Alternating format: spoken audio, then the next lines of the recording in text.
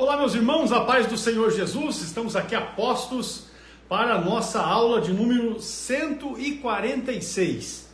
Hoje, dia 15 de março de 2023, e nós queremos engrandecer ao Senhor pela vida, louvar ao Senhor pela saúde e pelo privilégio, de estar vivo e poder aqui nos dirigir a cada um de vocês. Vamos ler o texto de Apocalipse capítulo 7.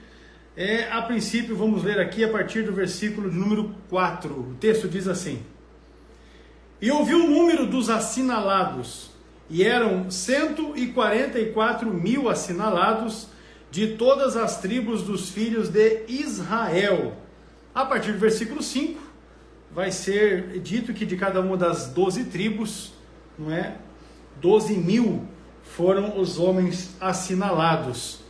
Esta é a palavra que nós queremos destacar aqui, até porque ela também irá colaborar com as nossas primeiras perguntas desta aula de hoje, a aula de número 146, neste 15 de março. Aproveitar aqui para saudar aqueles que já estão conosco e dizer que cada um de vocês podem nos auxiliar, nos ajudar, compartilhando esta live. Tire um print aí da tela, publique no seu story, também envie um aviãozinho para os seus contatos aqui do Instagram, porque certamente será uma bênção que todos possam participar, Com certeza será de grande valia.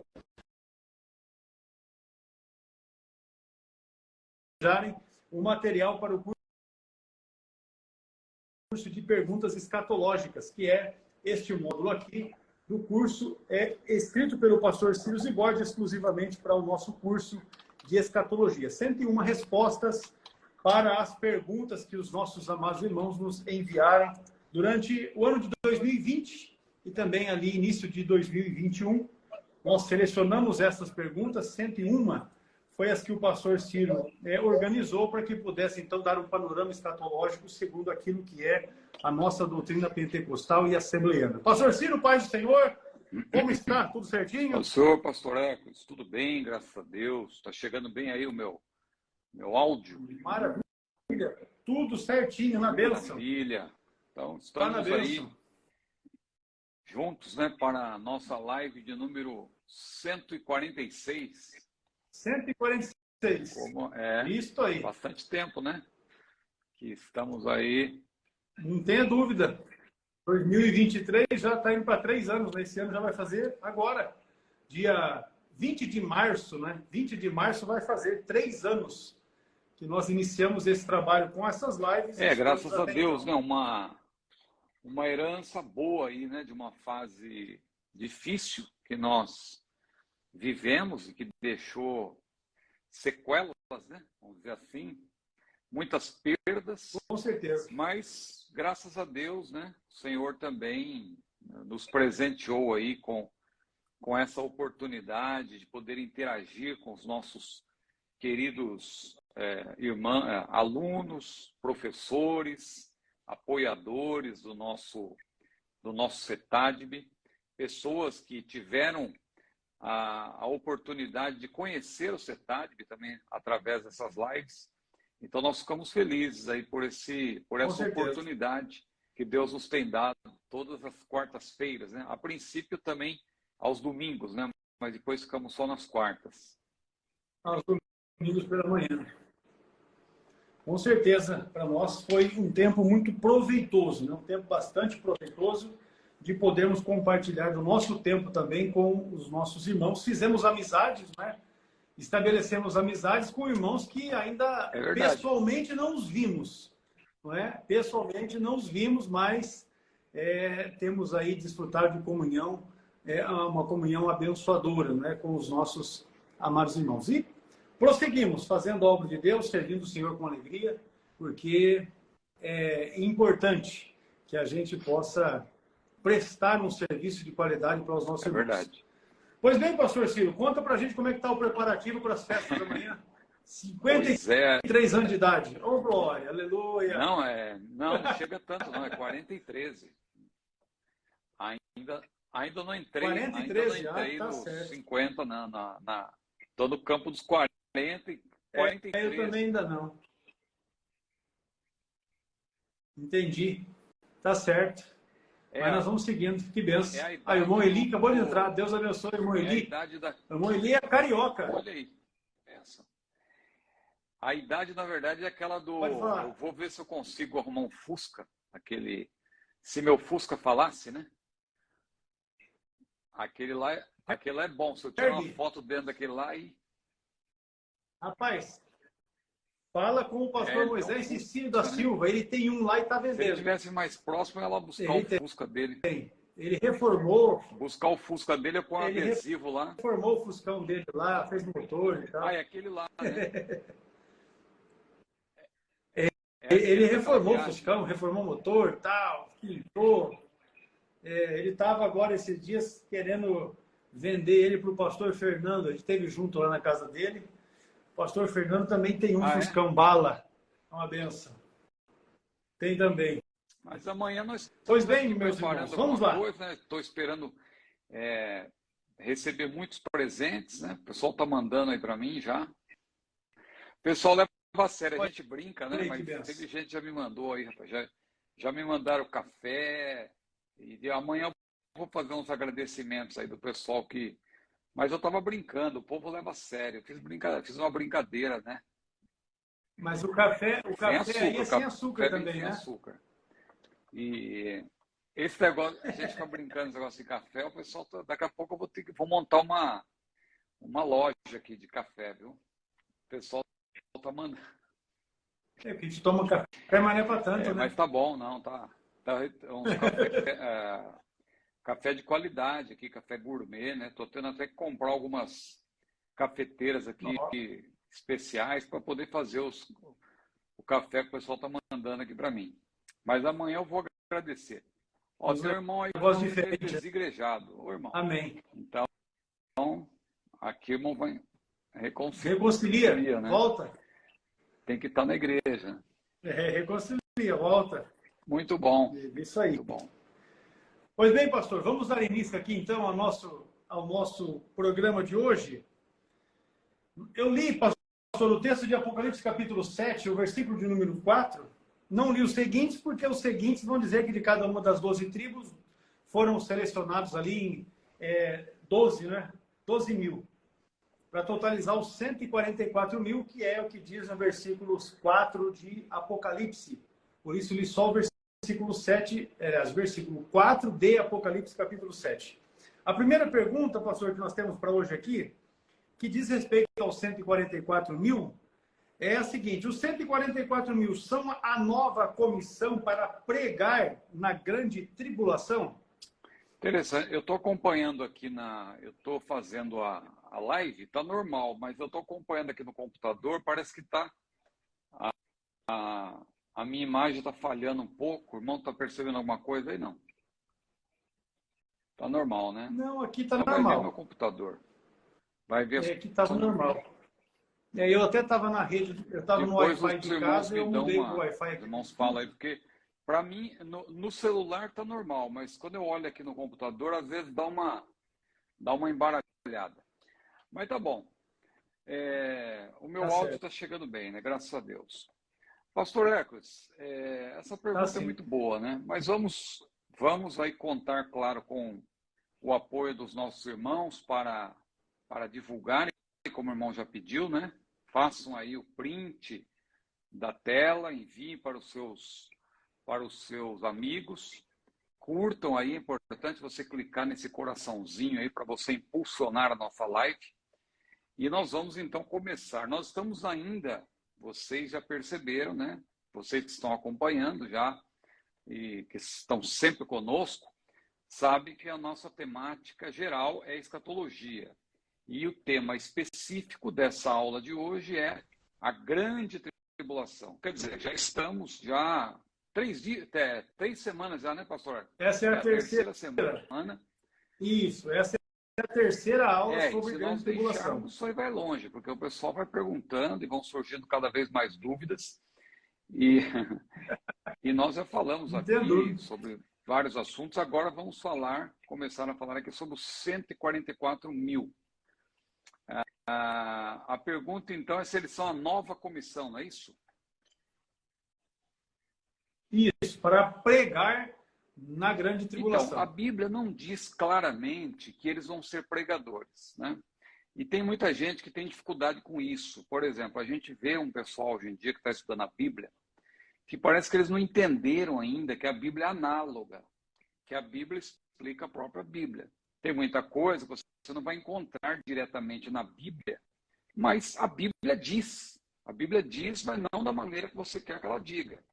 A Bíblia não é apenas um livro de mandamentos, a Bíblia é um livro de princípios, a Bíblia é um livro de exemplos. A Bíblia tem figuras, tem figuração de linguagem, linguagem indireta. Então, há textos normativos, há textos prescritivos, mas há textos também ilustrativos, há narrações, narrativas. E quando você estuda uma doutrina, você tem que levar tudo isso em consideração.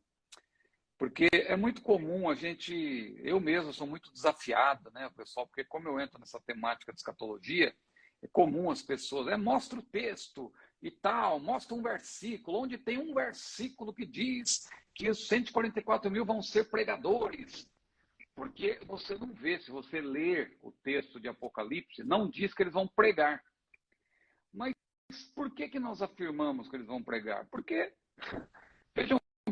veja bem, são 144 mil servos de Deus, israelitas, ungidos por Deus, selados por Deus, né? Para esse período específico. Eles vão estar aqui na Terra fazendo o quê? Eles vão ficar na Terra reunidos dentro da igreja, fechados, sendo que, na verdade, se nós analisarmos os textos paralelos, nós analisarmos o que Jesus falou, que o evangelho do reino será pregado, e então virá o fim. Ora, esse evangelho do reino será pregado, então virá o fim. O fim, quando virá o fim? O fim vem com a vinda de Jesus? Não. O fim só vem depois. Tem o período tribulacional, tem o milênio pela frente. No milênio vai ter pregação? Vai. Ou você acha que no milênio vai ser tudo intuitivo, por intuição? Jesus vai comunicar, o rei vai comunicar. Não. Também haverá pregadores. A Bíblia diz que a terra se encherá do conhecimento do Senhor e de Sião partirá a lei. Ora, se de Sião vai partir a lei é porque alguém vai levar essa lei para as pessoas, vão pregar.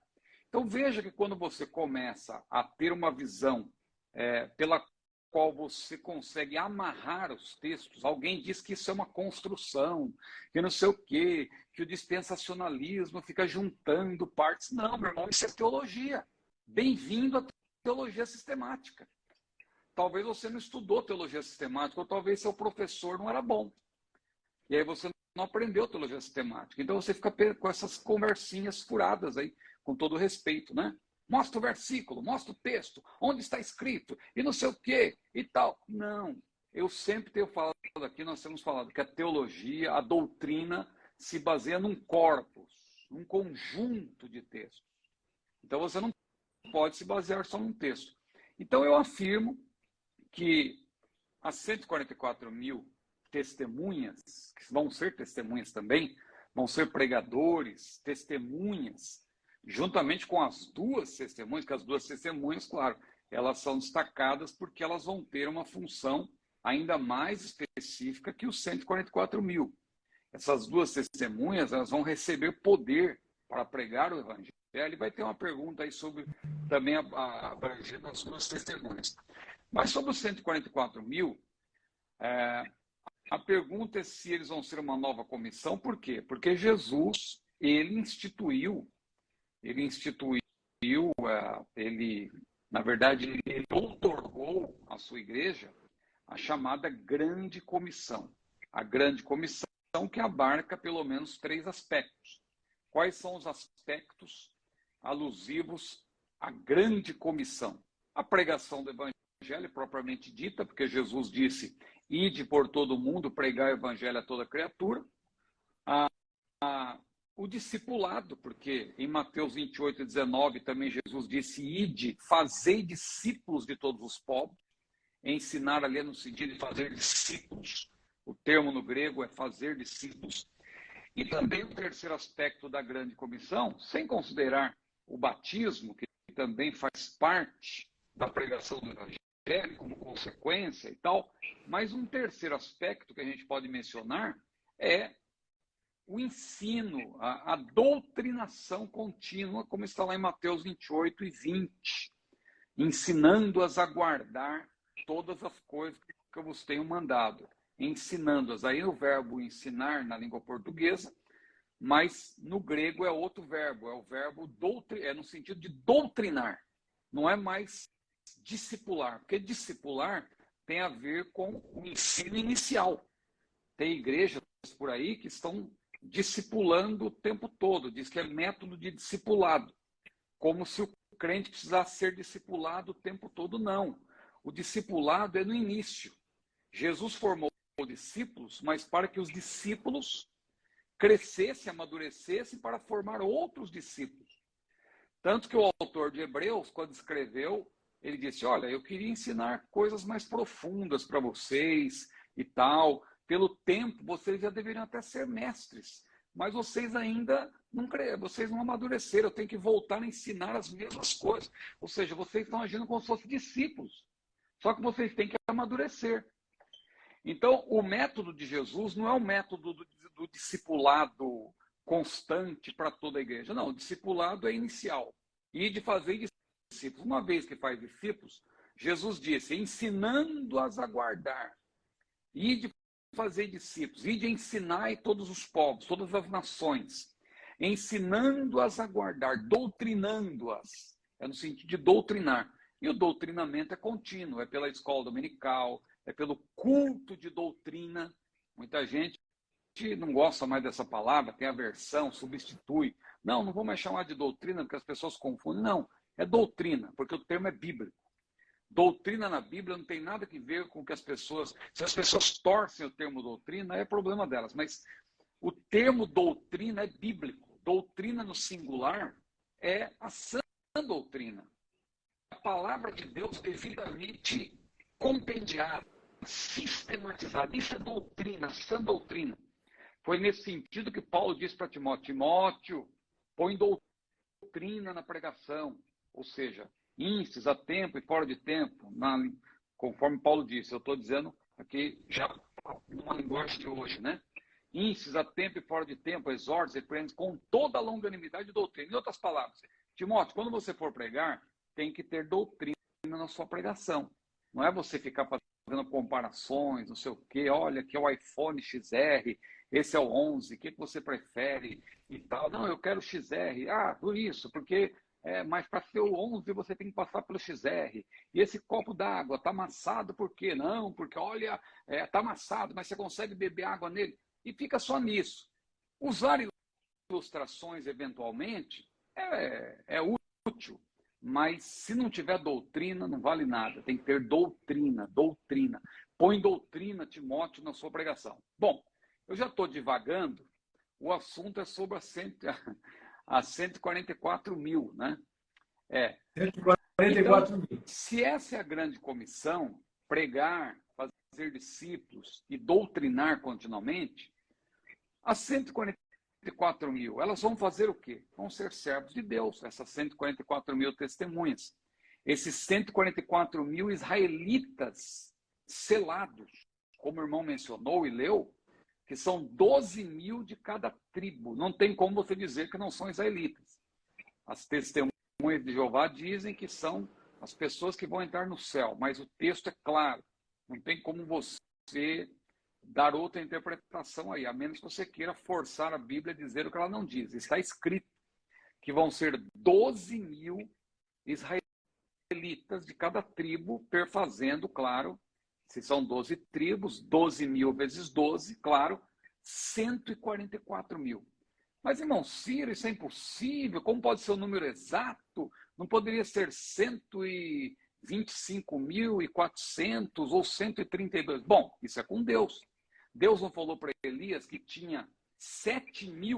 Foi Deus que falou para Elias, Elias, tem 7 mil que não se dobraram diante de Baal. Ora, Senhor, é 7 mil mesmo? Será que não são 6 mil? Será que tu não estás arredondando, Senhor? Não, Deus falou que é 7 mil, são 7 mil. Os 144 mil também são 144 mil. E essas pessoas vão ser levantadas por Deus no período tribulacional, para que o evangelho continue sendo pregado.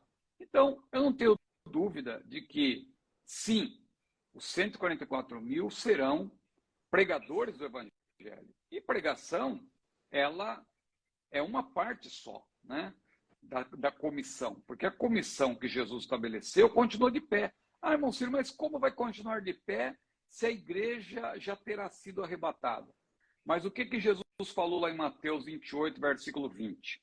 Eis que estou convosco todos os dias. Até quando? Até a consumação dos séculos. Isso vale para todos que forem salvos. A igreja, evidentemente, ela já terá sido arrebatada, só que haverá salvação no período tribulacional, nós já temos falado aqui. Vai haver salvação. E essas pessoas que serão salvas no período tribulacional, é claro que elas vão fazer parte da igreja.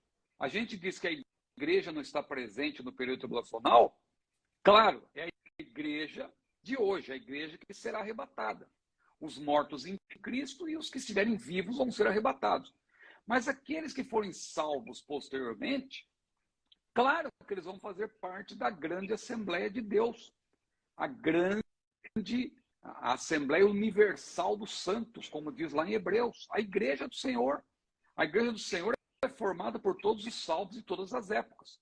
Então, aqueles que forem salvos dentro do período tribulacional, claro que eles também vão fazer parte da igreja.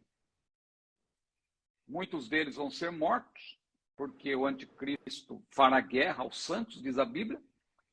Mas aqueles que tiverem oportunidade de pregar antes de serem mortos, antes de serem perseguidos pelo anticristo, vão sim formar parte da igreja. É a igreja do período tribulacional, não é a igreja de hoje, que já terá sido arrebatada. Agora, aqueles que são salvos no período tribulacional, é óbvio que eles farão parte da igreja. E se eles farão parte da igreja, o que Jesus falou sobre a grande comissão vale para eles também. E o que Jesus falou? Eis que estou convosco todos os dias, até a consumação dos séculos. A consumação dos séculos, quando é? A consumação de todas as coisas. É na vinda de Jesus? Não. Então, se Jesus diz, eu estou convosco até a consumação dos séculos, é evidente que ele vai estar também com os 144 mil judeus ou israelitas que vão pregar o evangelho. Não somente com eles, mas com todos os salvos do período tribulacional que pregarem o evangelho, que forem salvos e vão pregar. E vai ter reunião de crentes no período tribulacional. Ah, irmão, eu pensei que isso era coisa de filme, aquele filme Deixados para Trás, que mostra lá os crentes reunidos na igreja e o pastor arrependido e dizendo, eu fiquei agora e tal, estou arrependido. Aquilo ali, meu querido irmão, claro que num filme você tem algum exagero, porque é uma obra ficcional. Mas se você se informar a respeito do que está por trás daquele filme Deixados para Trás, principalmente o primeiro e o segundo, o terceiro erraram a mão, né? Talvez no quarto agora melhore. No terceiro quiseram agradar os críticos, a coisa ficou complicada. Agora, no primeiro e no segundo, eles seguiram a risca ali, o que aquele autor Rice Brockes, né, apresenta nos seus livros. O primeiro livro, Deus não está morto. O segundo livro, Homem, Messias, né? Fugiu o nome agora. Tá uma gritaria aqui ao redor. Mas tudo bem. Então, a gente perde um pouco o fio da meada. Ainda bem que os irmãos não ouvem. Ainda bem que vocês não ouvem, né? Mas infelizmente eu ouço aqui em volta e me tira um pouco a concentração. Mas, para fechar, então, essa questão, eu dei uma... Quem não pegou a explicação desde o começo, eu fiz questão de deixar claro o que é a grande comissão para a igreja hoje, para que você entenda que no período tribulacional, aqueles que forem salvos também vão estar com a mesma incumbência. Eles vão continuar pregando, porque a era da igreja, ela termina no dia de... a era da igreja termina no dia do arrebatamento. A era da igreja. A igreja de hoje. Mas a porta da graça não fecha no período tribulacional. Às vezes era comum, antigamente, a gente ouvia os pregadores dizendo: a porta da graça vai se fechar. Sim, claro que isso aqui não é nenhum estímulo para você dizer: então eu vou ficar para ver o que vai dar. Para prorrogação. Não deu para ganhar no tempo normal, vou tentar na prorrogação. Cuidado com isso. Você tem que estar pronto para ser arrebatado, porque nós não sabemos, né? Aliás, nós sabemos, né, que será um tempo de muita luta, de muita dificuldade, a gritaria que está complicado. Então é isso. Os 144 mil são, sim, uma nova, serão aqueles que vão, não é nova, né? É a mesma grande comissão, mas formada por aqueles que vão atuar no período tribulacional. Tá certo, meu pastor. Muito bem, o período tribulacional que o não tem falado é um período que compreende 7 anos, né? Segundo a profecia de Daniel, no capítulo 9. A pergunta que nós temos aqui é assim, ó: quando vão pregar as duas testemunhas e os 144 mil? No primeiro período, que será 3 anos e meio de falsa paz, ou no segundo período, quando de fato ocorre aquilo que nós entendemos como a grande tribulação?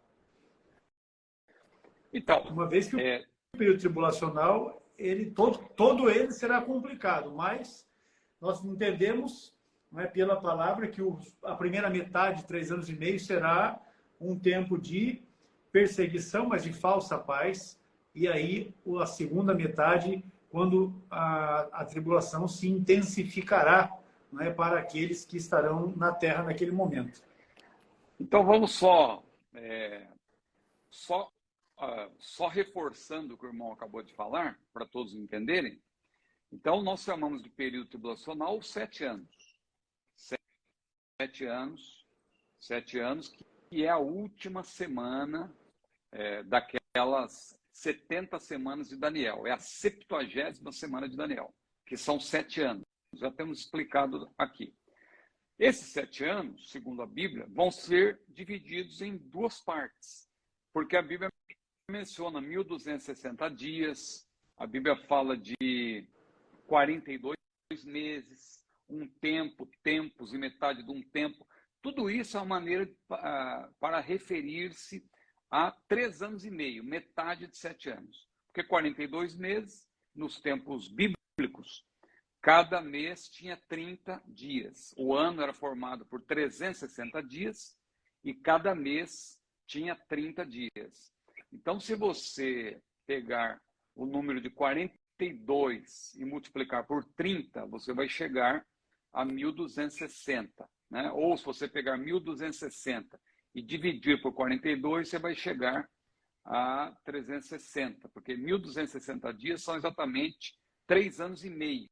Né? 3 anos e 6 meses. 3 anos e meio. Daqui a pouco eu vou ter que pedir para alguém ligar lá para a síndica. Eu ia falar para a Júlia. Falei: Júlia, bate aí na parede e fala que o pastor Hércules está ficando nervoso. Manda uma mensagem para a síndica, que hoje está difícil aqui, viu?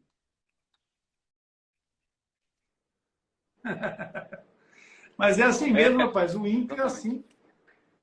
Ele fica buscando um meio de extravasar. Fone, eu sei que atrapalha o nosso... fica até difícil aqui o meu áudio. Eu gostaria de falar mais livremente, mas é justamente para que não se ouça. Porque me parece que toda quarta-feira parece que tem uma festa. Ou é uma coisa que se faz de propósito, não sei. Então, mas vamos aqui. Vamos retomar. Peço desculpas aí aos irmãos que estão chegando. Outro dia a irmã Rosane, que mora aqui, eu não sei se ela entrou hoje na live, e a gente foi comer uma pizza junto, a nossa família, né? Inclusive o esposo dela, o Yuri, me presenteou também com um cafezinho muito especial. Depois eu vou até fazer uma menção aí. Mas então, aí ela estava comentando perguntas, olha, o que acontece lá, que é difícil, né? Naquelas lives, então, às vezes eles estão mais calmos, mas não é sempre, né? Mas vamos lá. Os 144 mil e as duas testemunhas, voltando aqui para a explicação, são 7 anos divididos em duas metades. A primeira metade, 3 anos e meio, ou 1.260 dias, é conhecida como tribulação. É um período em que haverá tribulação, mas não é a parte mais intensa, a grande tribulação, que conforme Jesus menciona lá em Mateus 24, é a parte em que haverá os principais acontecimentos, sobretudo em Jerusalém, quando haverá o rompimento do acordo do anticristo. Ali Jesus mencionou lá o abominável da desolação, que vai ser justamente quando o templo for profanado. Então, isso, veja que essa profecia exige que o templo seja reconstruído. Isso não se refere ao passado, porque Jesus se referiu ao futuro. Ao falar do período da grande tribulação, ele disse que é para ficar atento que haverá essa questão do abominável da desolação. O que eu posso dizer sobre o trabalho dos 144 mil e das duas testemunhas? A meu ver, porque os teólogos eles vão divergir aí nessa questão, porque não dá para ser dogmático. Se você ler o livro do pastor Antônio Gilberto, por exemplo, O Calendário da Profecia, ele afirma que as duas testemunhas vão atuar na primeira metade do período tribulacional. Você ler outros autores, como Mark Hitchcock, por exemplo, ele diz que é na segunda metade. Eu já estudei bastante isso, modéstia à parte, quem é Ciro Zibordo na fila do pão, mas a gente tem que também formar a nossa própria opinião, né? Eu respeito todos esses teólogos, mas, a meu ver, quando eu leio o texto de Apocalipse, eu penso que tanto as duas testemunhas como os 144 mil, eles já vão estar atuando desde o início do período tribulacional. Só que no caso das duas testemunhas, o texto diz que o Senhor então dará poder às suas duas testemunhas. Vai chegar um momento específico em que essas duas testemunhas que já estarão atuando, elas vão ser investidas de uma autoridade, vão ser revestidas de um poder sobrenatural para que possam resistir por um pouco mais de tempo à ação do anticristo. Por quê? Porque ele vai se levantar na segunda metade de uma maneira mais específica contra os santos. Ele vai se manifestar de uma maneira mais específica contra os santos, né? Ele vai agir de uma maneira mais direta, porque ele vai romper o acordo contra o acordo com Israel e vai se levantar contra os santos, a Bíblia diz. Aí, o texto de Apocalipse 11, não sei se você poderia ler para nós, por gentileza, Apocalipse 11. Com certeza. Eu estou quase levantando e indo lá, que eu não posso abandonar a live, viu? Mas a vontade que dá é de abrir a porta e dar um grito lá para... Apocalipse 11. É Apocalipse 11, pastor Alex, por gentileza. Uhum. Tem um texto específico? Sim, vamos ler a partir do versículo 3. E darei poder às minhas duas testemunhas e profetizarão por 1.260 dias, vestidas de pano de saco. Estas são as duas oliveiras e os dois castiçais que estão diante do Deus da terra. Sim, exato. Pode ler um pouquinho mais, só para... E se alguém lhes quiser fazer mal, fogo sairá da sua boca e devorará os seus inimigos. E se alguém lhes quiser fazer mal, importa que assim seja morto. Estas têm poder para fechar o céu, para que não chova nos dias da sua profecia. E têm poder sobre as águas para convertê-las em sangue e para ferir a terra com toda sorte de pragas, quantas vezes quiserem. E quando acabarem o seu testemunho, a besta que sobe do abismo lhes fará guerra e as vencerá e as matará. Sim, então, Vai? até aqui tá bom. Então, eu acredito que esses 1.260 dias, como diz o pastor Antônio Gilberto, eles se refiram ao período inicial do período tribulacional, só que a dificuldade aqui é que o texto mostra que os outros textos, né, mostram que até um certo momento o anticristo ele vai como que agir como um diplomata e não vai se levantar contra Israel, né? Só depois que ele romper o acordo com Israel é que ele vai se voltar de uma maneira mais intensa contra os santos. Mas ele já estará, na verdade, se opondo a eles de alguma maneira. E se levantará de uma maneira mais ferrenha. Então, Deus vai permitir que ele vença os santos e que as duas testemunhas, então, sejam mortas, né? Mas elas vão até o momento em que até quando elas tiverem que cumprir o seu papel, até quando...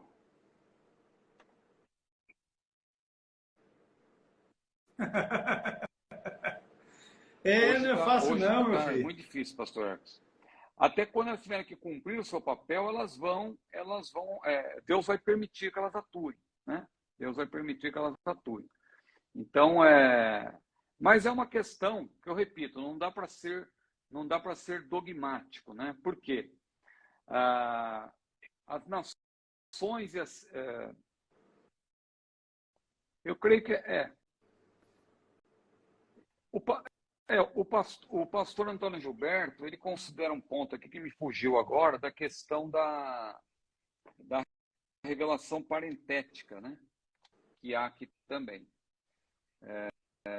Então, Deus dará poder, né, às suas duas testemunhas e profetizarão 1.260 dias. Então, não se especifica exatamente se será na primeira metade ou na segunda metade.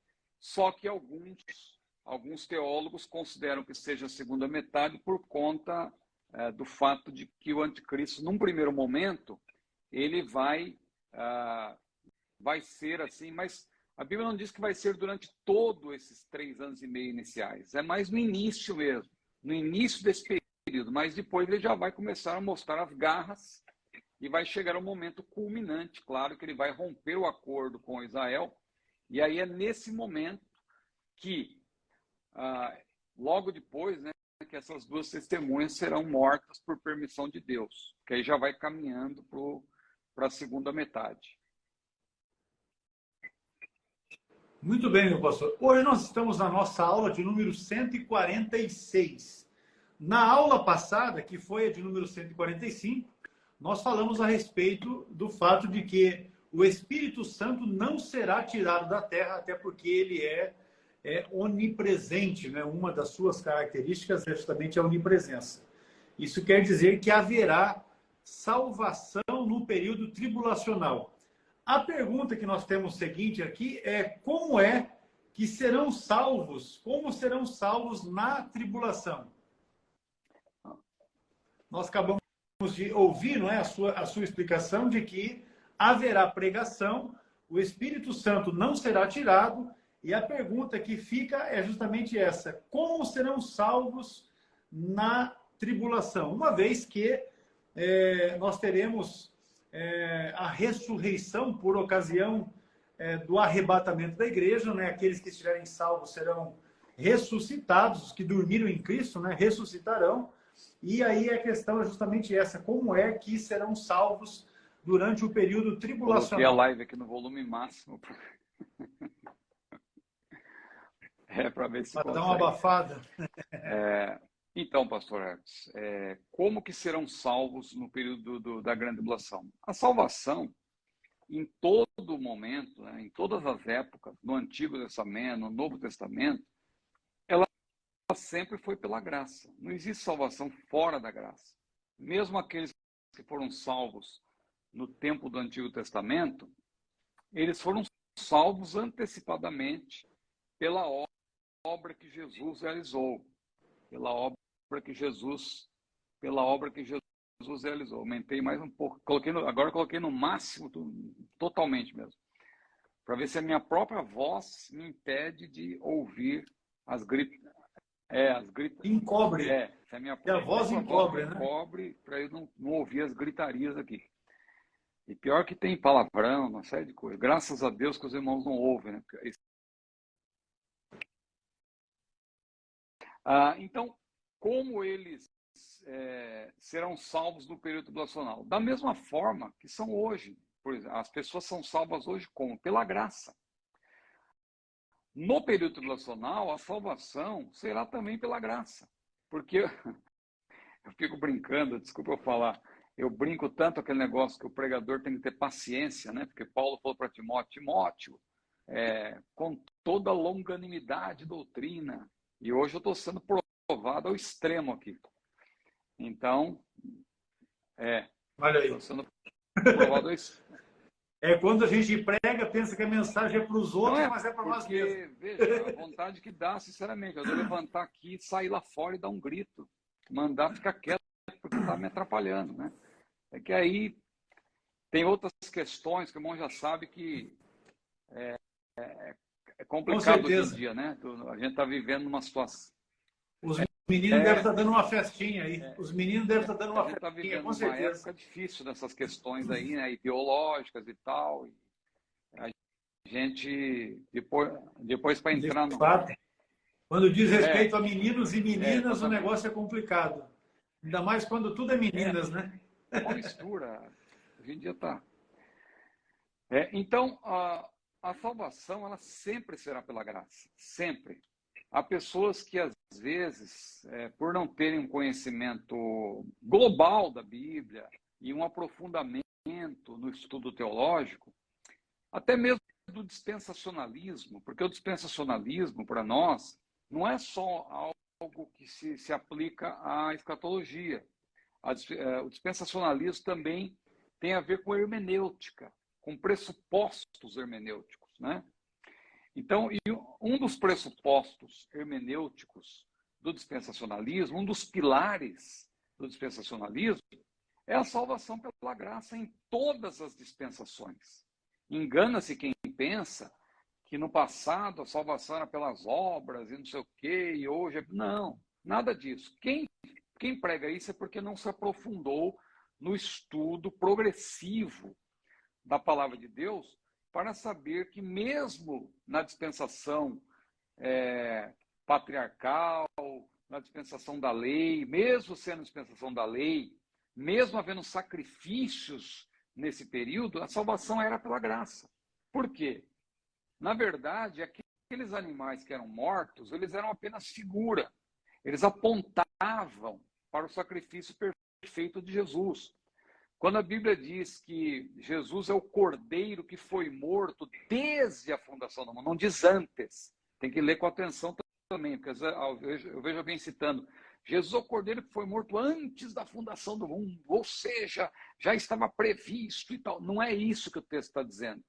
O texto diz lá em Hebreus, Apocalipse, né, capítulo 3, versículo 8, que Jesus é o cordeiro que foi morto desde. Ali, a preposição no grego é justamente essa. Tem a ver com aquilo que é feito a partir de, e não antes de. A partir da fundação do mundo, todos os cordeiros, ou todos os animais que foram mortos de maneira sacrificial, eles apontavam para o sacrifício perfeito que Jesus realizaria. Então, e a obra de Jesus, ela tem efeito retroativo, mas também tem efeito para o futuro. Ela atinge também aqueles que nós, por exemplo, fomos salvos por essa obra do Senhor Jesus, e aqueles que forem salvos também dentro do período tribulacional não vão ser salvos pelo seu próprio sangue. A gente ouve pregadores falando isso, O Espírito Santo vai sair da terra. Tem que derramar o O sangue. Espírito Santo já terá saído da terra. Veja, o Espírito Santo não vai sair da terra. A Bíblia diz que há um que resiste até que do meio seja tirado. Nós explicamos na aula anterior. Ele vai sair, ele vai deixar de ser residente na igreja, porque a igreja será arrebatada.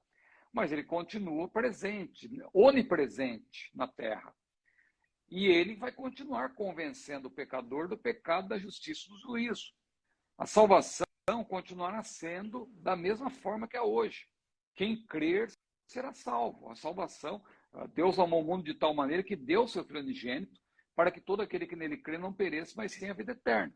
Então, as pessoas que vão ser salvas no período tribulacional, como serão? Serão salvas da mesma forma que são salvas hoje. Claro que isso é um período atípico, um período de muita tribulação, de fato, né?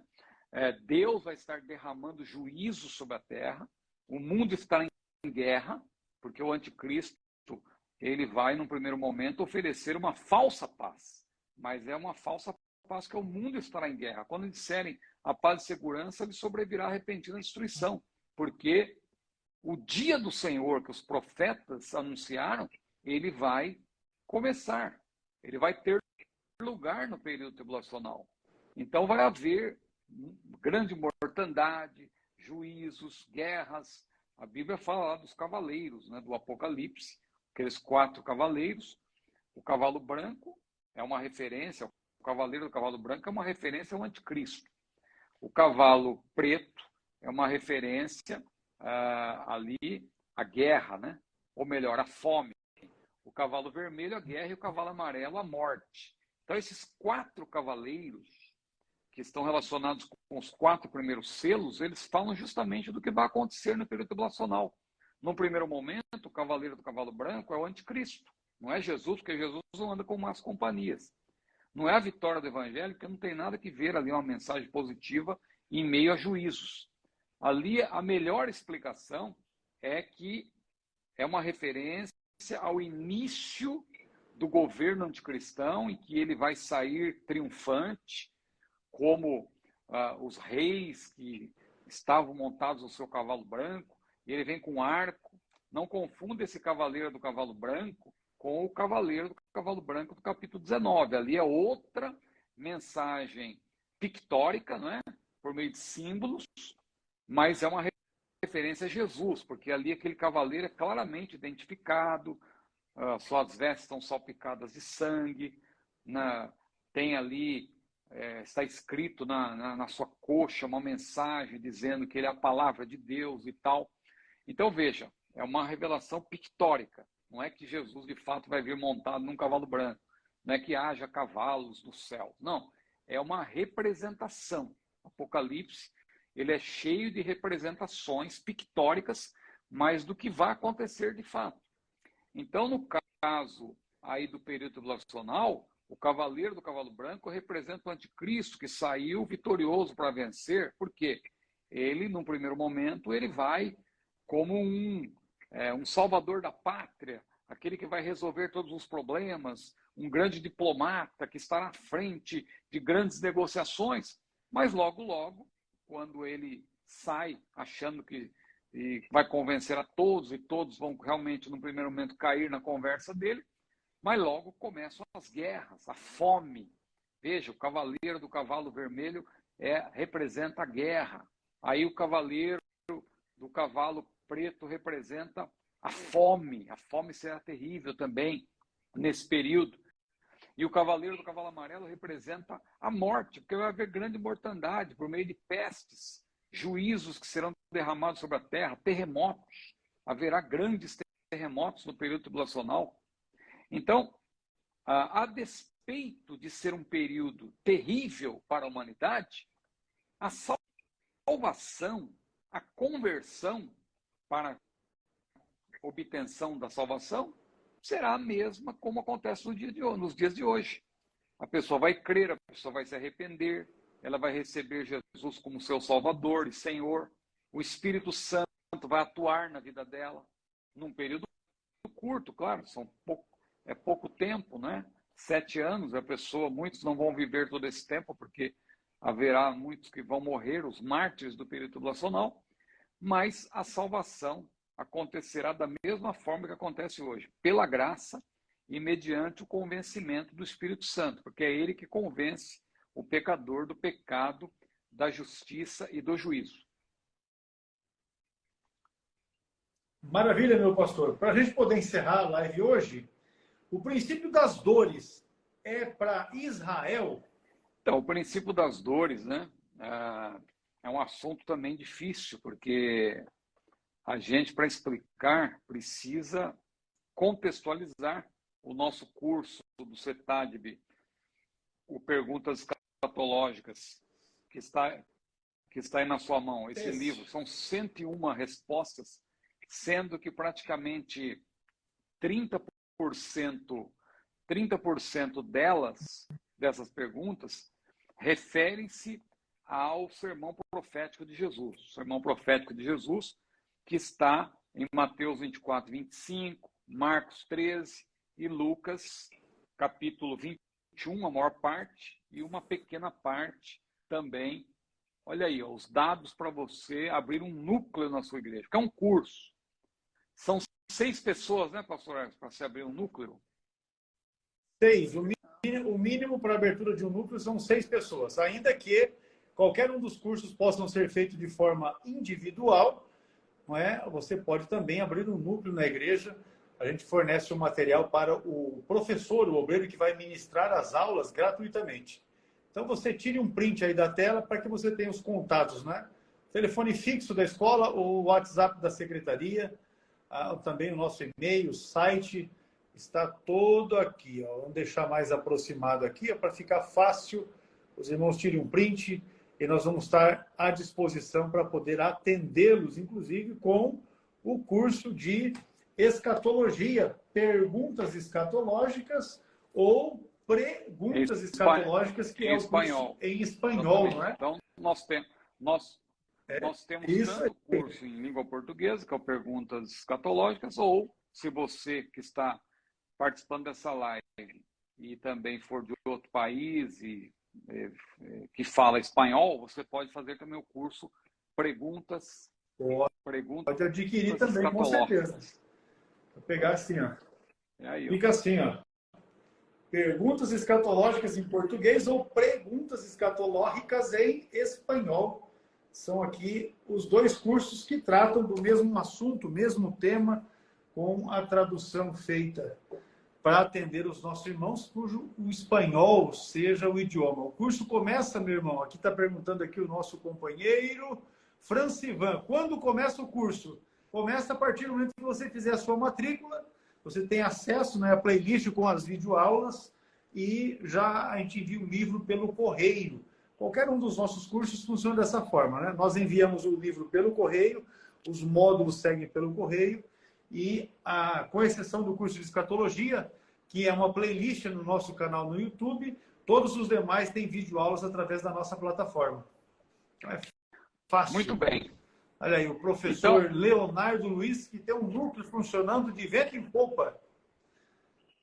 Maravilha. Maravilha. Fala aí, irmão, o professor Leonardo Luiz, qual é a sua cidade? Muito bem. O professor Leonardo vai falar. Já já ele vai colocar ali, a gente replica. Bom, pode falar, então, pastor Ciro, a respeito dos princípios, então, princípio das dores. O princípio das dores, para você entender, você tem que entender o sermão profético como um todo, saber o que o motivou e a quem Jesus se dirigiu. Porque é muito comum a gente ver discussão assim, olha, o sermão profético é para a igreja, ou senão, o sermão profético é para Israel. Só que as pessoas não consideram que os discípulos, eles, além de serem israelitas, eles também formaram a igreja nascente, né? A igreja começou com os 12 discípulos. Claro que Judas traiu o mestre, pois foi eleito Matias no seu lugar, para que o colégio apostólico se mantivesse com 12, porque Jesus tinha feito uma promessa, Jesus fez uma promessa, né? de que os 12 vão julgar, vão governar com ele, julgar aí no sentido de governar juntamente com o Senhor. Então tem uma promessa específica para os 12. Tem uma promessa para toda a igreja toda vai governar com o Senhor, mas os 12 em particular têm uma promessa específica para esse colégio apostólico, que está lá em Mateus 19. Por isso que foi necessário eleger-se o substituto para Judas. Não é porque Judas morreu, é porque Judas apostatou. Ele perdeu a salvação. Judas um dia foi salvo e perdeu a salvação. E a maior prova está aí, porque precisou haver a eleição de um substituto. Pedro, inclusive, embasou nos Salmos, que ele leu lá, está em Atos capítulo 1, nós já falamos sobre isso aqui. Quando Tiago morre, depois, no capítulo 12, ninguém fala em substituí-lo. Por quê? Porque Tiago morreu salvo. Então, era importante que os 12 membros do colégio apostólico estivessem salvos. Agora, veja, esses 12 membros do colégio apostólico, ou os principais representantes, que ali no caso, a quem Jesus dirigiu aquelas palavras que estavam mais próximos, eram Pedro, Tiago, João e André, que estavam ali próximo de Jesus quando ele apresentou esse sermão profético. Veja que o sermão profético, se você tomar como base Mateus, ele não começa propriamente no capítulo 24. Se você recuar, você ler no capítulo 23, você vê que Jesus, ele vinha condenando a obra dos fariseus e chega um momento em que ele diz, esta casa ficará deserta, falando do templo. Então Jesus já está falando, na verdade, sobre acontecimentos em Jerusalém. E isso desperta a curiosidade dos discípulos, que então fazem a pergunta, que é uma pergunta tripartida, que está lá em Mateus 24, versículo 3. Senhor, quando serão estas coisas? E que sinal haverá da tua vinda e do fim do mundo? Veja que uma pergunta tripartida. Eles queriam saber quando serão essas coisas, que coisas?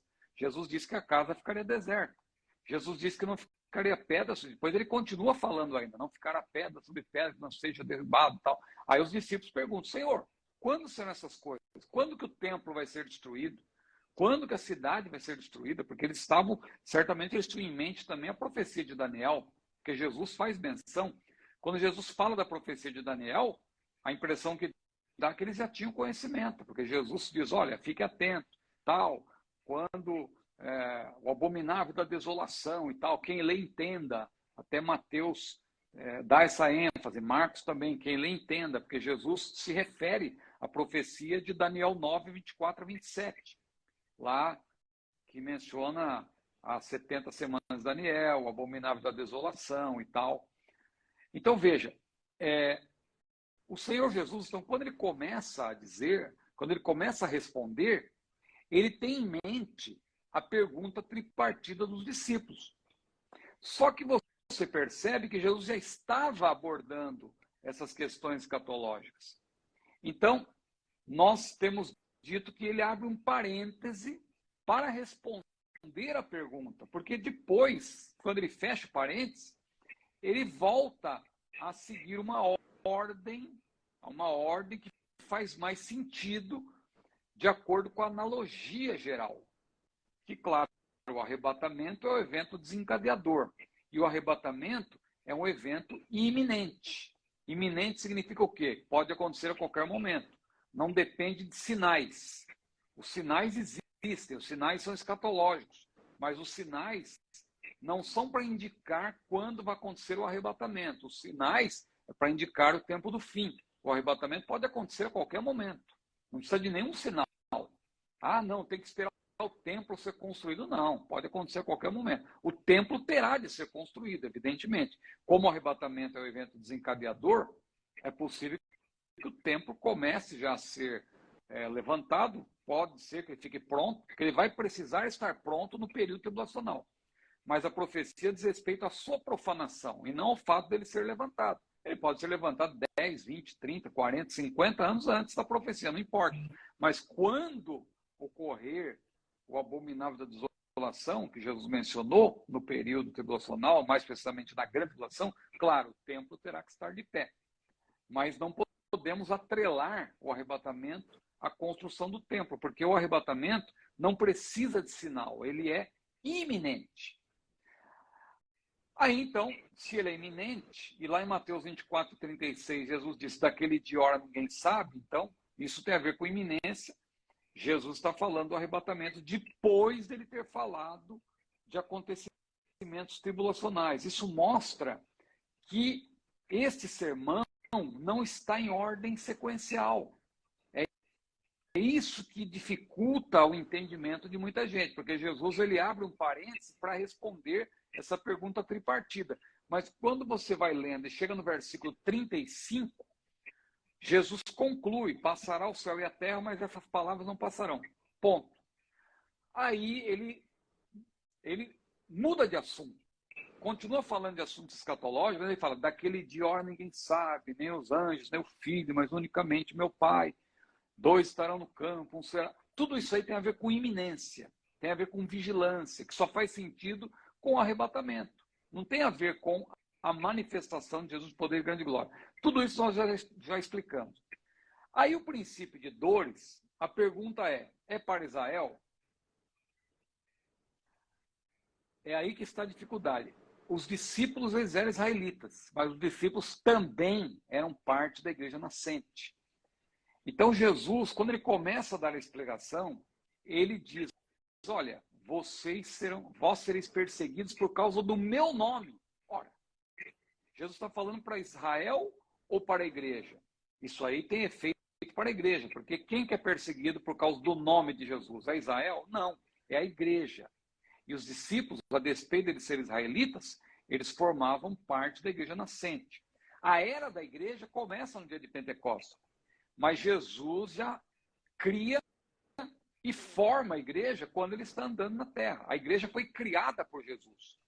Ah, irmão Silma, sim, mas está aquela estabelecida. passagem, edificarei a minha igreja. Olha, edificar não quer dizer iniciar. Edificarei a minha igreja. Quer dizer que Jesus, a partir do dia de Pentecostes, porque, claro, o dia de Pentecostes foi um evento inaugural, ali o Espírito Santo passou a habitar na igreja, e a partir dali a igreja começou a ser edificada. Edificada, né? A edificação é um processo contínuo, a igreja continua sendo edificada desde o evento inaugural do dia de Pentecostes. Porque a igreja ela foi criada, formada e inaugurada. Uma empresa ela inicia suas atividades e não necessariamente ela tem que estar inaugurada. Ela pode iniciar e depois, quando ocorre a inauguração, é para que o grande público tome conhecimento. O dia de Pentecostes serviu para isso, para que a igreja começasse a difundir a mensagem do Evangelho. É a inauguração da era da igreja. Mas quando Jesus apresenta o sermão profético, ele já apresenta aspectos que são para nós também. Porque também, se você dizer que tudo que está em Mateus não é para nós, então você vai ter que rejeitar o Sermão do Monte também. Mateus 5-7. Se você disser que tudo aquilo que Jesus falou antes do dia de Pentecostes não serve para nós, você vai ter que abrir mão também de João 14-16. O sermão que fala justamente sobre a obra do Espírito Santo na igreja. Porque é ali que Jesus diz a respeito do Paráclito. Ele diz, ele estará convosco e estará em vós. Então, aquela palavra é para a igreja. Foi ali também que Jesus disse, não se turbe o vosso coração, credes em Deus, crede também em mim. Na casa de meu pai há muitas moradas, e se eu for e vos preparar lugar, virei outra vez e vos levarei para mim mesmo, para que onde eu estiver, sejais vós também. É a primeira vez que Jesus fala do arrebatamento para quem? Para a igreja. Mas como, irmão Ciro, se a igreja só foi inaugurada no dia de Pentecostes, como alguém diz, então essa palavra não é para a igreja. É para a igreja, porque os discípulos representavam a igreja. Eles eram representantes da igreja. Eles constituíam a chamada igreja nascente. Então também, agora, estou dando toda essa explicação só para explicar sobre o período das dores. O período das dores é para Israel? O período das dores, irmãos, na verdade, o nome completo é o princípio das dores de parto, que é um termo recorrente na literatura apocalíptica. É o termo Odin, no grego, que fala de dores como uma mulher que ela vai, as dores vão se intensificando até que chega o momento dela dar à luz. Pouco a pouco. Paulo também usa esse termo lá em 1 Tessalonicenses 5, 2 e 3 ali, fala das dores de parto. É o termo odi no grego. Então, dores de parto, princípio de dores de parto. Esse princípio de dores de parto, de acordo com as palavras de Jesus, se você ler com cuidado, pelos sinais que se mencionam ali, e que tudo isso está acontecendo, é bom que se diga, tudo isso acontece desde o primeiro século. Por isso que você tem que levar em conta esse termo odi, princípio. Por quê? Desde o primeiro século já acontece terremoto, já acontece pestes, já acontece fomes. Jesus disse, haverá terremotos em vários lugares, haverá...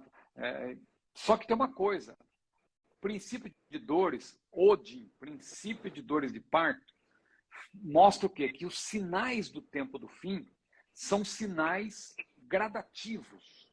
São sinais que vão se intensificando à medida em que o tempo do fim, o tempo da consumação de todas as coisas se aproxima. Por isso que a gente canta, tudo nos mostra que Cristo já volta. Porque, a despeito de o arrebatamento ser iminente, poder acontecer a qualquer momento, nós sabemos que tudo está apontando para o tempo do fim. Tudo está, não tem mais nada, né, como se diz, para se cumprir. O mundo está pronto. Nós podemos chamar da plenitude dos tempos para a chegada do anticristo. Assim como houve a plenitude dos tempos para a chegada de Cristo, porque Cristo veio ao mundo quando? Na plenitude dos tempos. Diz lá Gálatas 4:4. Vindo a plenitude dos tempos, Deus enviou seu filho, nascido de mulher, nascido sob a lei. O que era a plenitude dos tempos? Era, na verdade, o momento em que tudo estaria pronto. Quando Jesus veio ao mundo, já havia estradas pavimentadas, já havia um idioma que era falado no mundo, no Império Romano, que era o grego koiné. Havia, para a época, boas condições de navegação. O mundo estava em paz, a chamada Pax Romana, uma paz imposta pelo Império Romano. Então, o mundo estava pronto para a chegada. Não se sabia quando o Messias ia chegar. As profecias indicavam que o Messias chegaria, mas não se sabia ao certo quando, mas ele veio na plenitude dos tempos. O mundo já estava pronto. Hoje nós estamos vivendo uma plenitude dos tempos para Jesus vir arrebatar a sua igreja, tirar a igreja da terra, e o homem do pecado, o anticristo, também se manifestar, porque ele só vai se manifestar quando a igreja for arrebatada. Então, o princípio das dores é não só para... Na verdade, o início do sermão profético, Jesus começa a falar para a igreja, para os discípulos que representavam a igreja. Porque quando ele fala assim, vós sereis perseguidos por causa do meu nome, não é para judeu isso aí, não é para israelita isso aí, é para aqueles que, na verdade, levam o nome do Senhor, que são os cristãos. E os cristãos têm sido perseguidos. Acompanha a igreja. Os cristãos têm sido perseguidos. Só que, nesse momento atual, nunca a igreja, os cristãos foram tão perseguidos como estão sendo hoje. Então, o princípio de dores, a meu ver, é um período em que vai desse momento que antecede o arrebatamento da igreja e adentra aí o início do período tribulacional, porque aí você vê, inclusive, o paralelismo, né, entre os sinais que Jesus apresentou e os cavaleiros. O cavalo que representa a fome, a morte e tal, a guerra. E Jesus falou justamente dos sinais que são fome, morte. Você vê aí, né? Só que não quer dizer que o princípio das dores só começa dentro do período tribulacional. Ele já começa agora. Já começa nessa... Nós podemos concluir, né? Também não somos dogmáticos nessa questão, porque o arrebatamento é iminente, mas pelo que está acontecendo no mundo, nós podemos concluir que já estamos nesse período, conhecido como princípio das dores, que também depois vai, sem dúvida nenhuma, no período tribulacional, dizer respeito muito mais a Israel, né? Mas também abrange o povo cristão, a igreja, por assim dizer. A gente, às vezes, tem cuidado para falar isso, porque as pessoas têm uma ideia que a igreja começa só no dia de Pentecostes. A igreja é inaugurada no dia de Pentecostes. Mas Jesus cria e forma a igreja. Tanto que ele sopra sobre a igreja. Pode ver. Ele sopra sobre a igreja quando? Antes do Pentecostes. E soprar ali tem uma representação simbólica, porque tem a ver com a formação da igreja. Após a ressurreição de Jesus, a igreja estava formada. Assim como o ser humano, quando ele foi formado, Deus soprou sobre as narinas do ser humano. Assim como a profecia do Vale dos Ossos Secos diz que o exército, que representa Israel, só foi formado naquela visão quando o Espírito soprou e a vida entrou neles. Da mesma forma, a igreja. Quando Jesus sopra sobre a igreja e diz receber o Espírito Santo, ele quis dizer o seguinte, olha, a igreja já está formada. Vocês são os primeiros, vocês constituem a igreja nascente, a igreja primitiva. Só que tem uma coisa, vocês precisam de revestimento de poder para cumprir a grande comissão. Ficar em Jerusalém, até que do alto vocês já é revestido de poder. Recebereis a virtude do Espírito Santo que há de vir sobre vós, ser-me-eis testemunhas, tanto em Jerusalém como em toda a Judéia e Samaria, até os confins da terra. Então, eles precisavam desse revestimento para cumprir a grande comissão. Mas não quer dizer que a igreja só começou ali. Porque tem algumas teses aí que dizem que o Espírito Santo, a igreja começou ali porque foi ali que o Espírito Santo entrou na igreja. Jesus tinha dito, estará convosco, estará em vós. Na verdade, ele passou a habitar na igreja, como substituto de Jesus. Porque Jesus, enquanto estava com a igreja, ele era o Consolador. Ele era o Paráclito. Por isso que o Espírito Santo é chamado de outro Consolador, ou outro Paráclito. Em outras palavras, ele é aquele que substitui Jesus. Porque tanto Jesus quanto o Espírito Santo são chamados na Bíblia de Paráclito, ou Consolador. Peço perdão, pastor Alex, eu passei do horário, viu? Vou parando por aqui. Tá joia, sem dificuldade. Está na benção. Pastor, eu quero aproveitar aqui, então, para felicitá-lo pelo seu aniversário, que ocorre amanhã. Deus abençoe a sua vida, dê saúde, paz, prosperidade, faça você abençoado em tudo quanto o irmão realizar no Senhor. Uma saudação aí também para o irmão. Eu agradeço, irmão. Sim. E só uma coisa, vamos ficar acalmando mais aqui.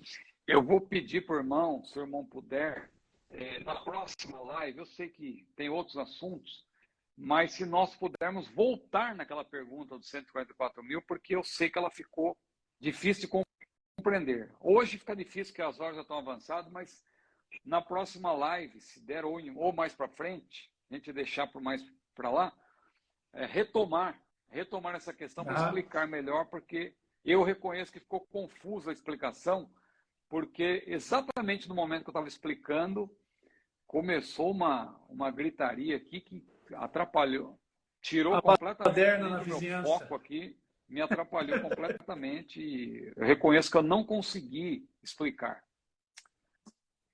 Agora... Maravilha, não vai faltar oportunidade. Toda quarta-feira nós estamos Eu agradeço Mas assim... aí agora falando, eu quero agradecer, irmão, pela mensagem, tem sido um prazer estar aqui todas as quartas-feiras e eu louvo a Deus porque o Senhor nos tem dado graça aí e estamos aí vencendo, né? Vencendo as dificuldades a cada dia. E eu agradeço os irmãos que estão bondosamente também, os irmãos e as irmãs que estão nos dando parabéns. Deus abençoe, que o Senhor Jesus possa acumular os irmãos de bênção. Maravilha. Muito bem. Eu vi que a irmã Júlia também entrou na live, a irmã Luciana, Deus abençoe cada uma delas. Dê saúde a vocês. E quarta-feira próxima nós nos reuniremos aqui para a aula de número 147. Lembrando a todos os nossos irmãos que são ali de Manaus, da região metropolitana de Manaus, que se inscrevam, procurem o pastor Juarez e se inscrevam para o curso de formação de obreiros. Esse aqui, que nós estaremos indo a Manaus próxima semana para darmos ali a introdução, junto com o pastor Ciro Zibordio, né, que estará ministrando as aulas das matérias iniciais do curso, que será uma benção. Então, os nossos irmãos que são de Manaus, região metropolitana, procure o pastor Juarez na sede da Assembleia de Deus ali, a Assembleia de Deus tradicional do Amazonas, igreja que é presidida pelo pastor Valdino Mar Filho, e se inscrevam, porque certamente será uma grande bênção. Pastor Ciro, Deus abençoe. A gente se fala amanhã, com certeza. Estou lendo as mensagens aqui. Olha aí, ó, São Luís do Quitunde. Vamos estar lá no sábado, se Deus quiser. Alagoas. Vitória. Vai ser muita bênção, vai ser muita bênção. O trabalho lá, eu mandei uma cota de livros e o pastor já me informou hoje que já estourou a cota. Eu vou ter que levar em mãos mais uma quantidade lá, deve chegar a 550 inscrições. Vai ser muito bom. Um abraço, pastor Ciro. Os nossos irmãos, muito obrigado pela participação de vocês nesta aula de número 146. Não perca a próxima, será a aula de número 147. Na paz do Senhor, o Senhor vos abençoe em Cristo Jesus.